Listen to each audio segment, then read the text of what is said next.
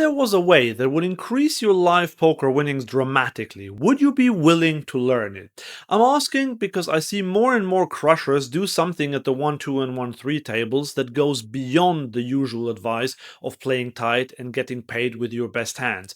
And after 11 years of playing live poker, I am using this strategy more and more and teaching it to my students.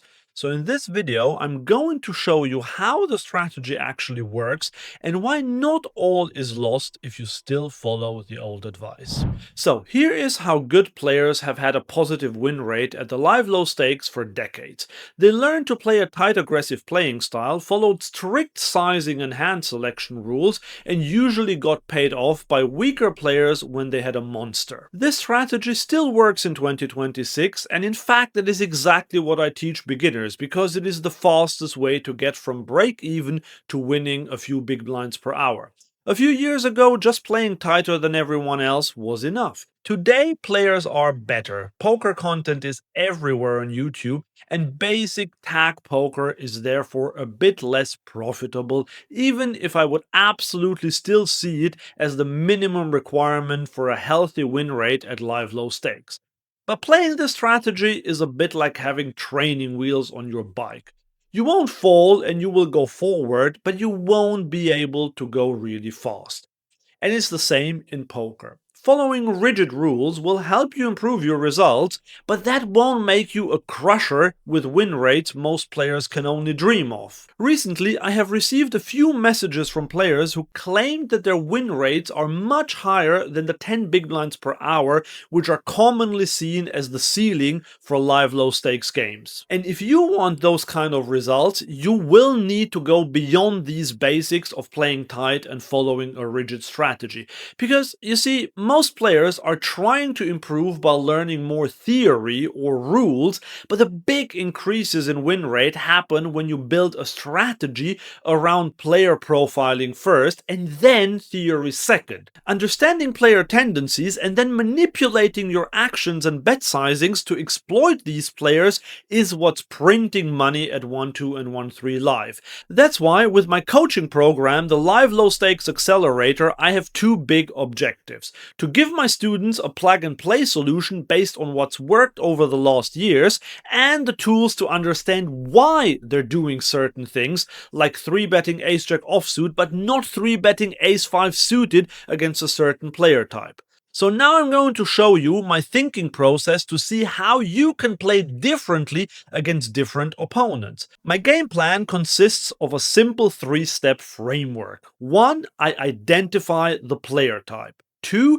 I find their biggest leak. And 3. I build my strategy around attacking that leak. So let's look at the same spot against different player types so that we can see firsthand what line makes most sense. And this often starts pre-flop already. Say an unknown player raises to 10 from the low jack position in a 1-3 game and we have pocket queens in the cutoff. The standard advice here is to raise to 30, and there is nothing wrong with this advice. But now let's say that we have observed that the low jack is a loose player who calls more than he should in most situations. If I have this kind of information, my first thought would be, how can I take advantage of this tendency? So we have identified that he's a loose calling station. His biggest leak is calling too wide, and our attacking strategy or exploit should be to raise stronger hands bigger. So with a hand as strong as pocket queens, we can definitely do that. I would now ask myself, how much would I have to bet to get a hand like, say, ace-jack or king-10 to fold? If I thought I'd need to go 60 or higher, then I would raise to 50 with my pocket queens because I don't want villain to fold his hand. If I know that the low jack is a tight passive player who sees monsters under the bed, I will tone it down. This player's main leak is that he folds too much. I wouldn't go smaller than the default 30, but I would not want to go much bigger bigger either. And what if the low jack is a strong pro? What size could I choose then? Well, if there are weak players behind me, I would sometimes not even raise at all. There's not much merit raising the low jack and shutting out all the weaker players behind, while we would be playing a pot against a pro who is less likely to make big mistakes post-flop. Instead, I would call and hope that one or two of the weaker players behind will call, because they are the ones who will probably make big mistakes post-flop.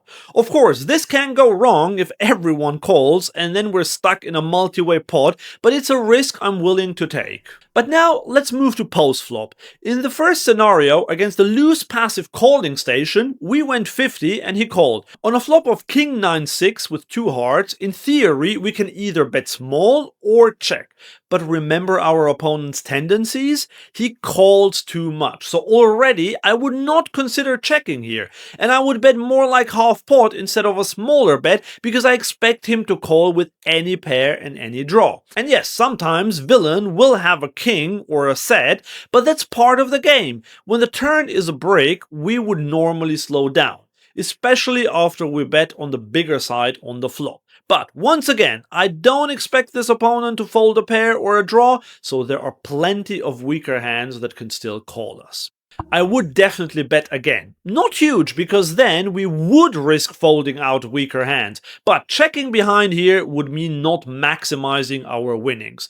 And now let's say that after he calls the turn, the river brings in the flush and villain goes all in. Well, this loose passive player came out betting big on the river when the flush came in. This does not look like a bluff at all, and this player's tendency is to call too much, not to bluff too much. So my action here would be to simply fold my bluff catcher, because if we have a bluff catcher and someone doesn't bluff enough, this is the only correct play. Same scenario against a tight passive player. Well, in theory, we can still check or bet the flop small, but why wouldn't we want to bet against a tight player who folds too much and plays fit or fold? I would want to keep the pot small, as we definitely can't go for 3 streets of value with a pair under top pair against a tight passive player.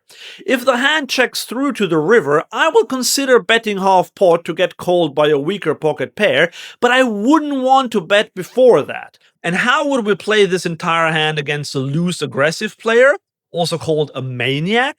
So, the maniac raises to 10 from the low jack, and we still have pocket queens in the cutoff. Here it depends a bit on the dynamic. Have we 3-bet him before, or is it the first time? If we 3-bet him before, I would like to size up this time with a value hand, but let's assume we have been pretty quiet against him so far. In this case, I would still 3-bet, because I don't want to risk going to a multi-way pot with this hand. The question is just, what size would I use? I wouldn't want to go as big as I did against the calling station, because the way we exploit the maniac is post-flop, not pre-flop. So I'd go with a standard 30 or 35.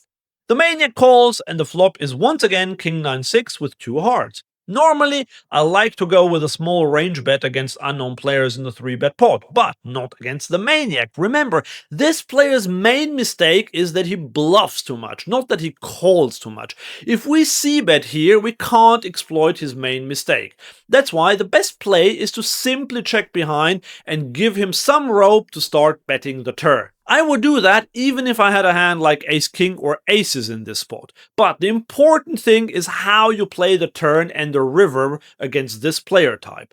The turn is a brick again, and villain now bets close to pot. Let's go through our options. We could fold, but that would give the maniac exactly what he wants. I think this would be way too tight. If we raise at this point, the maniac will probably fold out every bluff, but we couldn't get him to fold a better hand than ours, so this option would be pointless. The only acceptable play is therefore to call. On the river, the flush comes in and the maniac bets pot. This is of course a tough spot, because we are absolutely in bluff catch territory with our exact hand. But we now have to go through my bluff catching checklist on the river. Question 1. Is this opponent capable of bluffing? Absolutely. Does the opponent have a lot of bluffs in their range? Well, we never really made him put any money into the pot post-flop, so we never narrowed down his range. If someone calls, their range tends to become stronger than if he bets himself, because he wouldn't normally call with a bluff, right? But he would bet with bluffs. So yes, I would say he has plenty of bluffs in his range. Since he bet pot, we have to be good 33% of the time if we call. Do I think that an aggressive maniac would bluff at least 33% of the time against an opponent who showed weakness post-flop? Yes. Absolutely. So this becomes an easy call. And note, it is of course possible that villain rivered a flush, or that he flopped a set, or slow played aces. We're not going to win this pot 100% of the time, but as long as we win it more than 67% of the time, this is a successful play. But the key is not to get discouraged if you call and get shown a better hand. That is built into the equation. But everything starts by profiling the player, because you have to make sure not to bluff catch against a passive player in this spot, as that would set your money on fire.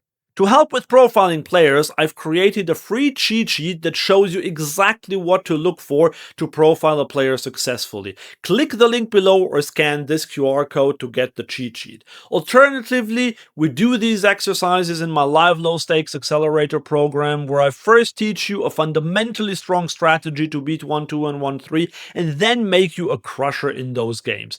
To find out how you can become such a crusher, watch this video next.